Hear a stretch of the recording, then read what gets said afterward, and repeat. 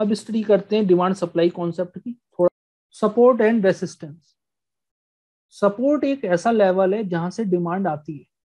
Support is the level where market is likely to bounce rather than going further down, यानी कि जहां पे demand is greater than supply है। Commodity के prices ऊपर जा रहे हैं, प्राइसेस ऊपर जा रहे हैं, डिमांड ज्यादा होगी तभी प्राइसेस ऊपर जाएंगे। और रेसिस्टेंस एक ऐसा लेवल है जहां से सप्लाई बढ़ सकती है, यानी कि जहां पे supply is greater then demand है, सप्लाई ज्यादा है, उस कमोडिटी को बेचने वाले ज्यादा है, supply is greater then demand है। तो आपको ये समझ में हो गया, अगर डिमांड ज्यादा है, डिमांड बढ़ रही है, तो वहां पे वो सपोर्ट बना सकता है, और जहां से सप्लाई बढ़ रही है, मार्केट गिर रहा है, वहां पे वो रेसिस्टेंस बना सकता है। ठीक है, अब ये आपके घर की छत है, ठीक है, ये फ्लोर है, ये छत है आपकी, ठीक है। तो ये हो गया आपका सपोर्ट, ये सपोर्ट हो गया, और छत क्या हो गई, छत आपकी हो गई एक तरह की रेसिस्टेंस, फ्लोर हो गया आपका सपोर्ट। अब इसे चार्ट्स पे समझने की कोशिश करते हैं तो ज्यादा क्लैरिटी आएगी आपको। यहाँ तो यहाँ पे लिखा हुआ है रेसिस्टेंस, क्योंकि यहाँ से supply is greater then demand थी, बेचने वाले ज्यादा थे इसलिए प्राइसेस नीचे आए। अब यहाँ से बढ़ गया तो यहाँ पे लिखा हुआ है सपोर्ट, यहाँ पे demand is greater than supply है तो प्राइसेस ऊपर जा रहे हैं। Resistance, supply is greater then demand, prices नीचे आए, यहाँ पे demand is greater than supply, prices ऊपर जा रहे हैं। बट डिमांड सप्लाई का जो कॉन्सेप्ट है कुछ चीजों पे डिपेंड करता है। एक अच्छा सपोर्ट रेसिस्टेंस के लिए एक अच्छी हाइट होनी इंपॉर्टेंट है। हाइट किसके बीच की, डिमांड और रेसिस्टेंस और सपोर्ट के बीच की। अब जैसे ये इसका और इसका डिफरेंस कितना ज्यादा है, ये पॉइंट और ये वाला पॉइंट का डिफरेंस, तो ये उतना अच्छा लेवल है।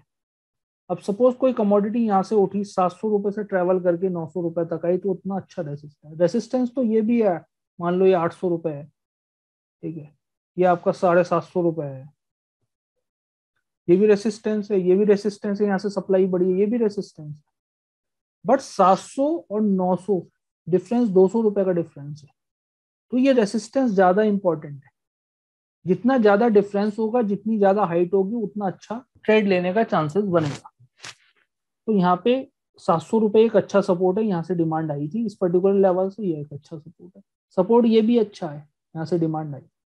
बट जितनी हाइट होगी, जितना डिफरेंस होगा, तो यहाँ पे 200 रुपए की हाइट है, अभी इसके इसके बीच की हाइट मान के चलूं, सपोज यहाँ पे 770 रुपए, तो इसका दोनों का डिफरेंस कितना हो गया, लगभग हो गया 130 रुपए। तो 130 रुपीज डिफरेंस है इन दोनों के बीच में, ठीक है। तो 130 ये लेवल वीक हो सकता है एक तरीके से। सपोर्ट यहाँ से डिमांड आई थी तो दोबारा भी डिमांड आ सकती है, क्योंकि टेक्निकल एनालिसिस जब आप करते हैं, वहां पे क्या होती है, हिस्ट्री रिपीट होती है। हिस्ट्री रिपीट, अगर पहले ऐसा हुआ था तो दोबारा भी वैसा हो सकता है।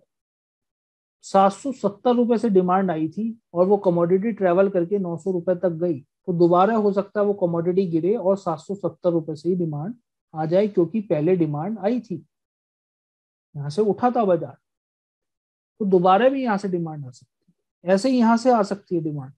बट अच्छा कौन सा लेवल है, अच्छा वही लेवल है जिसके बीच में हाइट ज्यादा है, डिफरेंस ज्यादा है। और साथ में आप क्या देख सकते हो, वॉल्यूम देख सकते हो। यहाँ वॉल्यूम कितना था जब मार्केट ऊपर जा रहा था, तो वॉल्यूम बढ़ रहा था क्या, वॉल्यूम क्या है, volume means number of lots traded, कितने लॉट ट्रेड हुए उस पर्टिकुलर लेवल पे, लिक्विडिटी थी या नहीं थी। जब ऊपर जा रहा था तो खरीदने वाले हर कैंडल पे बढ़ रहे थे क्या, मतलब ज्यादा लॉट ट्रेड हो रहे थे क्या। अगर ज्यादा लॉट, ज्यादा क्वांटिटी ट्रेडिंग हो रही है तो एक अच्छी बात है, वॉल्यूम ज्यादा है आपका। तो यहाँ पे हम डिमांड सप्लाई का कॉन्सेप्ट की स्टडी करेंगे, पूरा एक चैप्टर है डिमांड सप्लाई का। तो आप देखो यहाँ से मार्केट यहाँ से गिरा, यहाँ से डिमांड आई, इस जगह से डिमांड आई, ऊपर तक गया, तो ये क्या बन गया, सपोर्ट बन गया। यहाँ पे क्या था, demand is greater than supply थी, यहाँ तक गया, यहाँ पे supply is greater then demand, market यहाँ से गिर गया नीचे।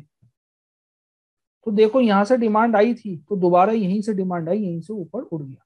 यहाँ से सप्लाई बढ़ी थी तो देखो दोबारा यहीं से सप्लाई बढ़ी, यहीं से मार्केट गिर गया। फिर तीसरी बार यहीं से डिमांड आई, फिर तीसरी बार यहीं से सप्लाई बड़ी गिर गया, तो आप यहाँ पे सेल भी करके चल सकते थे, यहाँ भी सेल करके चल सकते थे, क्योंकि पहले यहाँ से सप्लाई बड़ी थी।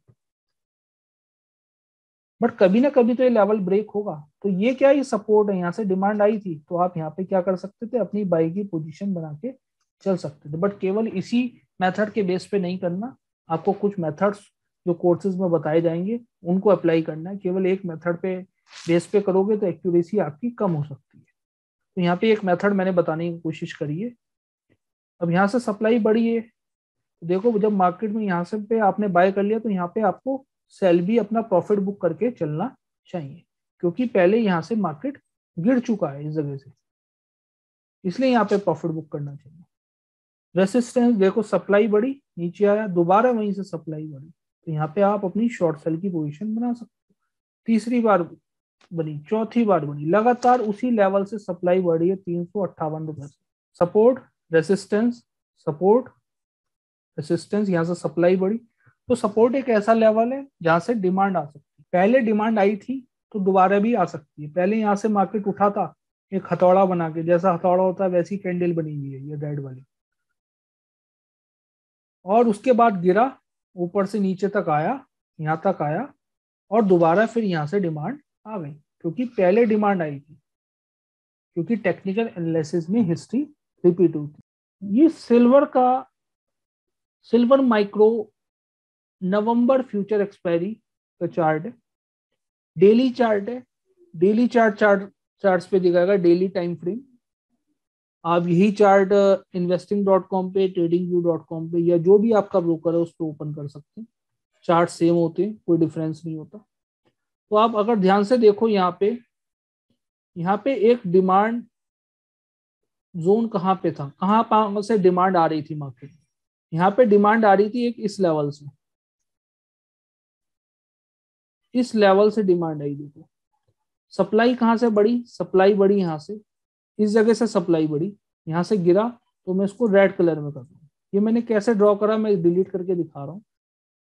लेफ्ट साइड में आप ध्यान से देखो, लेफ्ट साइड में यहाँ पे सेकंड ऑप्शन है trend line, info line, trend, horizontal. Horizontal line पे क्लिक करा और मैंने यहाँ पे क्लिक कर दिया, क्योंकि यहाँ से मार्केट गिरा है 74,200 रुपए से गिर के यहाँ तक आया, तो यहाँ से सप्लाई बढ़ी। ये भी एक रेसिस्टेंस है 78,000 रुपए का।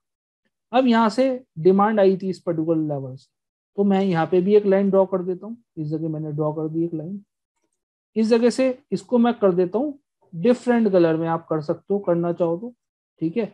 अभी यहाँ पे मैं ग्रीन कर देता हूँ, तो ग्रीन हो गई। तो इस लेवल से डिमांड आई थी, एक शेडो बनाई इसने। शेडो कहाँ बनी, ये शेडो है, ये डंडी सी बनी, ये शेडो, यहाँ से डिमांड आई। देखो फिर दोबारा नीचे आया, दोबारा यहीं से डिमांड आई, फिर दोबारा नीचे आया, लगभग वहीं से डिमांड आई। तो एक एग्जैक्ट लेवल नहीं होता, एग्जैक्ट पॉइंट नहीं होता, ठीक है, एक जोन होता है जहां से डिमांड आ सकती है। तो वहीं इसके आसपास से डिमांड आई, जो कि 58,000 रुपए के आसपास का लेवल था पुराना। और ये कब का लेवल है, ये पुराना लेवल है, बहुत ज्यादा नया लेवल नहीं है ये। अगर आप ध्यान से देखें, पुराना कब का है, आज है 25 तारीख, एक साल पहले की कैंडल है, सॉरी, 25 सितंबर 2020 की। 25 सितंबर 2020 को मार्केट यहाँ तक आया, चांदी यहाँ तक है, चांदी का ग्राफ 58,000 रुपए से ट्रेवल करके ये कहाँ तक गई, 74,200 रुपए तक गई, यानी कि 58,000 रुपीज से डिमांड आई। तो यहाँ पे क्या था, demand is greater than supply थी, खरीदने वाले ज्यादा थे, इसलिए मार्केट यहाँ से बढ़ के ऊपर तक गया इस जगह तक, और यहाँ से गिरा।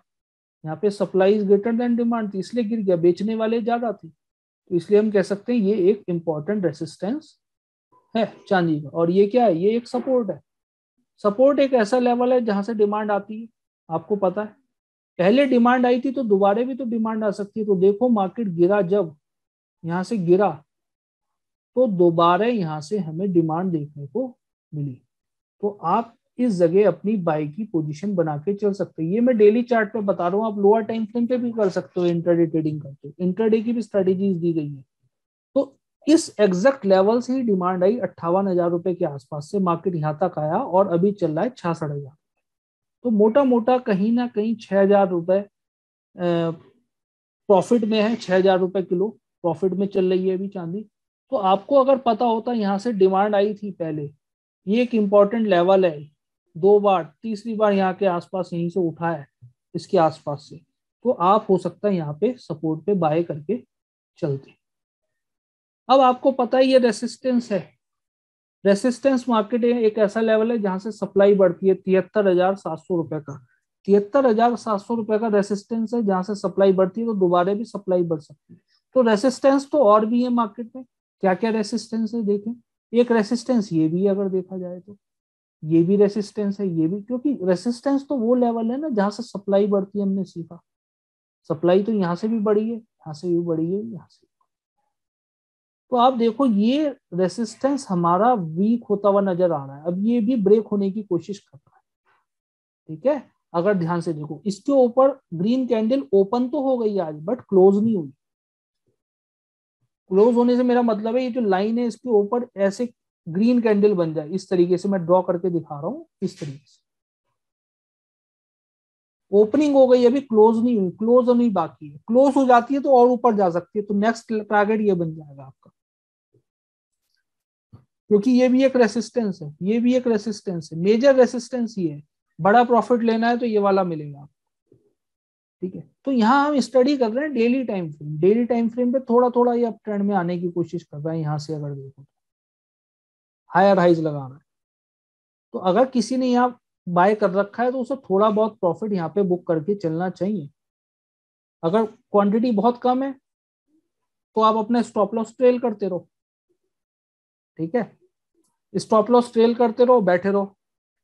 ठीक है, स्टॉप लॉस कभी ना कभी कटेगा तो प्रॉफिट में ही, क्योंकि आप प्रॉफिट में हो 6,000 रुपए पर लॉट के हिसाब से सिल्वर माइक्रो में। बड़ी चांदी में लोगे तो बहुत मोटा प्रॉफिट आ रहा है, 1 पॉइंट पे 30 रुपए।